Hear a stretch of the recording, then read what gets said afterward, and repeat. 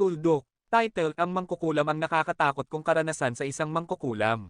Kamusta sa inyong lahat? Ngayon, may ikukwento ako na kahit ako ay natatakot pa rin tuwing naaalala ko isang personal na karanasan ko sa isang mangkukulam. Hindi ako naniwala sa mga sumpa o itim na mahika noon pero nagbago ang lahat ng mangyari ito sa akin. Ilang taon na ang nakalipas, nagtatrabaho ako bilang freelance photographer. Mahilig akong maglakbay at tumanggap ng mga proyekto sa iba't ibang lugar kahit pa sa mga malalayong bayan. Isang araw, inimbitahan ako ng isang kaibigan na mag-cover ng fiesta sa isang maliit na bayan sa probinsya.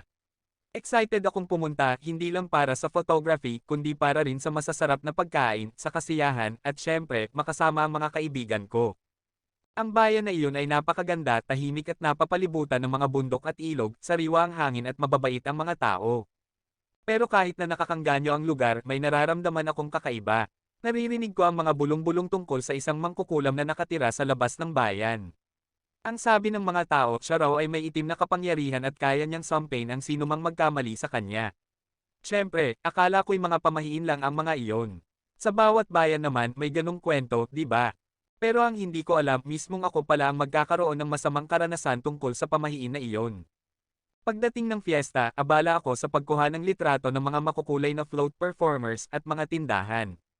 Nakatuon ang atensyon ko sa trabaho ng may isang matandang babae, payat, kuba, at may suot na lumat punit-punit na damit ang lumapit sa akin.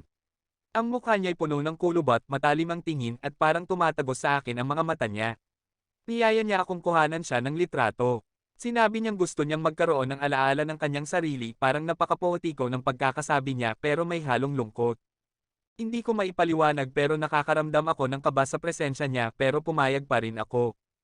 Kinuhanan ko siya ng litrato at ipinakita sa kanya ang larawan sa camera screen. Matagal niya itong tinitigan at parang walang emosyon ang mukha niya. Pagkatapos may binulong siya ng mahina at iniabot sa akin ang isang maliit na pouch bilang bayad. Puno ito ng tuyong mga damo at mga kakaibang bato. Tumanggi ako, sabi ko hindi ko kailangan ng bayad pero iginiit niya at ipinilit sa kamay ko bago siya tumalikod at naglakad palayo, may sinasambit sa wikang hindi ko maintindihan. Kinabukasan, may kakaibang naramdaman ako. Sa una, parang simpleng sakit lang ng ulo, medyo masakit ang tiyan. Akala ko napagod lang ako. Pero sa mga sumunod na araw, lumala ng lumala ang pakiramdam ko. Bumigat ang sakit ng ulo ko, parang tinutusok ng libu-libong karayom ang bungo ko. Sumasakit ng husto ang tiyan ko at nawalan ako ng ganang kumain. Kahit ano pang kainin ko, nahihilo at nasusuka ako at palaging malamig ang pakiramdam ko kahit mainit sa paligid. Nagpatingin ako sa mga doktor pero wala silang makitang problema. Normal lahat ng resulta ng mga test. Doon ako kinausap ng kaibigan ko, oo, siya ang nag-imbita sa akin sa fiesta at may sinabi siyang nagpahilo sa akin sa takot. Sabi niya, ang matandang babaeng nakuhanan ko ng litrato ay kilala sa bayan bilang si Lola Sabel, ang mangkukulam. Pinaniniwalaan ng mga tao na kaya niyang magbigay ng sumpa sa sinumang nagkamali sa kanya. Noong una, hindi ako naniwala.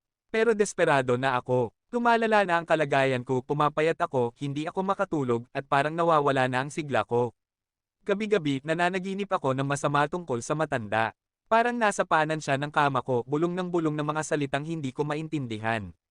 At tuwing umaga, nagigising akong mas mahina kaysa dati. Sinabi sa akin ng kaibigan ko na dapat akong magpunta sa isang albularyo, isang manggagamot ng bayan. Hindi ko pinaniniwalaan ang mga ganitong bagay pero parang wala na akong ibang pagpipilian. Ang albularyo ay isang matandang lalaki na may banayad na boses. Pinakinggan niya ang kwento ko ng mabuti at parang hindi na siya nagulat na para bang sanay na siyang makarinig ng ganitong mga kwento. Gumawa siya ng isang ritual, gumamit siya ng mga kandila, dahon, at isang mangkok na may tubig. Habang nanunood ako, biglang tumigil siya at parang namutla ang mukha niya. Sinabi niyang may sumpa nga akong dala. Ipinakita niya sa akin ang tubig na biglang naging maulap at tila may mababanaag akong hugis ng mukha, ang mukha ng mangkukulam. Binigyan ako ng albularyo ng mga hakbang para mawala ang sumpa. Kailangan kong kunin ang pouch na ibinigay ng matanda, ilibing ito malapit sa ilog, at magdasal para humingi ng kapatawaran. Sinunod ko ang lahat ng sinabi niya. Pumunta ako sa ilog na malayo sa bayan, naghukay ng lupa at ibinaon ang pouch. Habang naguhukay ako, parang unti-unting gumagaan ang pakiramdam ko. Biglang narinig ko ang boses niya sa hangin, parang may bumubulong pero hindi ko ito pinansin. Tinapos ko ang ritual at nagdasal, humihingi ng tawad, nagmamakaawang palayain ako sa sumpa. Pagkatapos ng ritual, papalubog na ang araw at natatakpan ng kakaibang liwanag ang ilog. Agad akong umalis. Sa mga sumunod na araw, nagsimula akong gamaan ang pakiramdam. Bumalik ang gana ko sa pagkain, nawala ang mga sakit at hindi na ako nananaginip ng masama. Para bang nabigyan ako ng pangalawang pagkakataon. Hanggang ngayon tuwing tinitingnan ko ang litratong kuha ko sa matanda, oo, nasa akin pa rin iyon, hindi ko maiwasang maramdaman na para bang nakatingin pa rin siya sa akin mula sa larawan. Parang pinapaalala niya sa akin na huwag ko kailanman maliitin ang kapangyarihan ng mga bagay na hindi natin nakikita. Kaya sa inyong nanunood nito, mag-ingat kayo sa mga tao sa paligid ninyo. Hindi lahat ng tao ay may mabuting intensyon. Minsan, ang mga bagay na hindi natin pinaniniwalaan, naniniwala sa atin.